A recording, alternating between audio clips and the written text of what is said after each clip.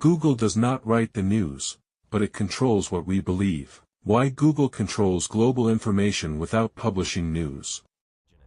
Nearly all public information flow passes through the Google system. In modern power analysis, this is called control over Google as information infrastructure. When people want to know something about politics, economics, global conflicts, health, law, or even to verify a rumor, they rarely start with a news organization, a library, or an expert. They start with Google. This is not an individual habit. It is a global behavioral pattern. Students, professionals, journalists, investors, policymakers, across countries and political systems, use Google as the first point of access to information. Functionally, Google has become core information infrastructure.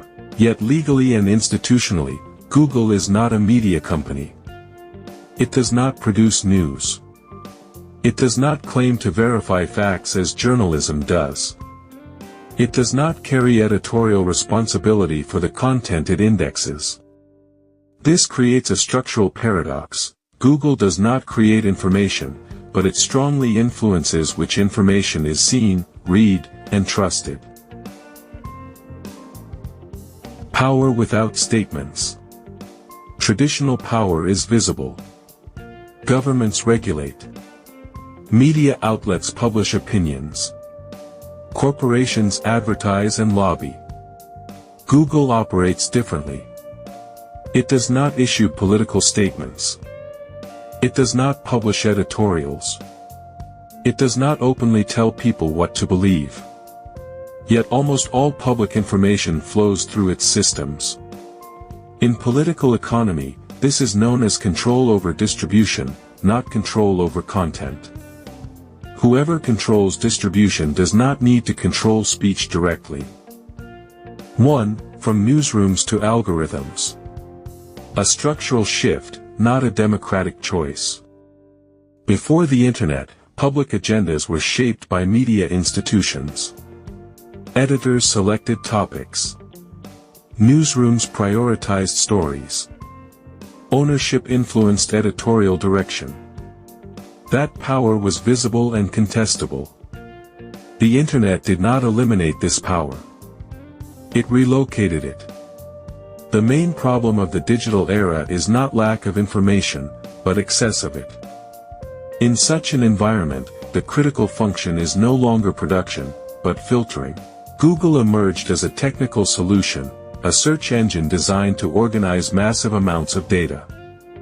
But structurally, this role mirrors editorial decision-making, deciding what appears first, what appears later, and what is effectively invisible.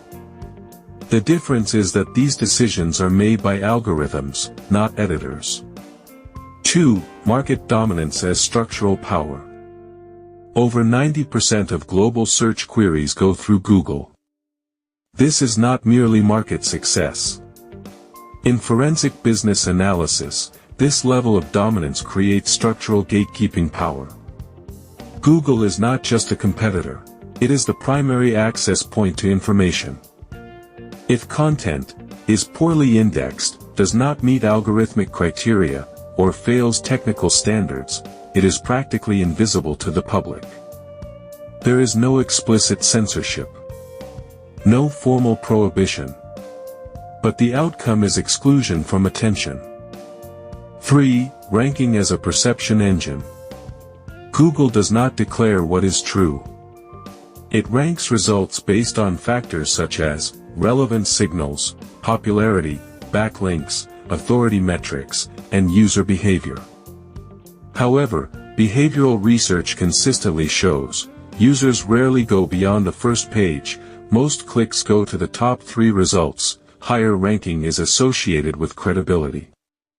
In practice, ranking functions as a proxy for truth.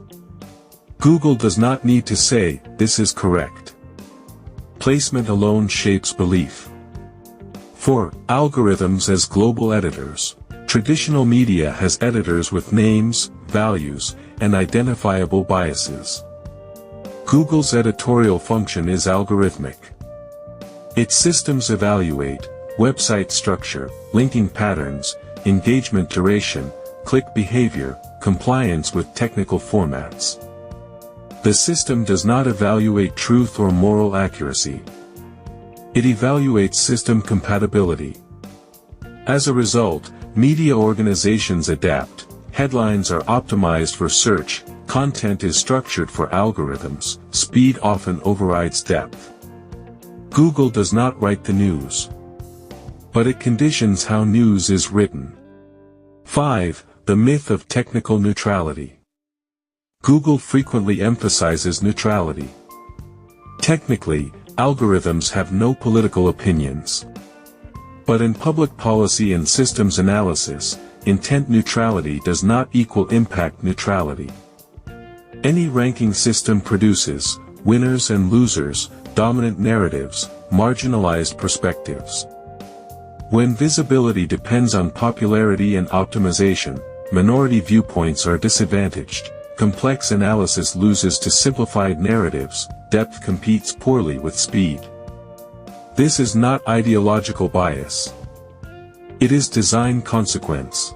6. An asymmetric relationship with media. Google does not finance journalism. But journalism depends heavily on Google for traffic. This creates structural dependency. Media outlets write for search visibility, editorial priorities shift toward algorithmic performance, economic value migrates from content producers to distribution controllers. Google does not control newsrooms. It controls the ecosystem in which newsrooms must survive.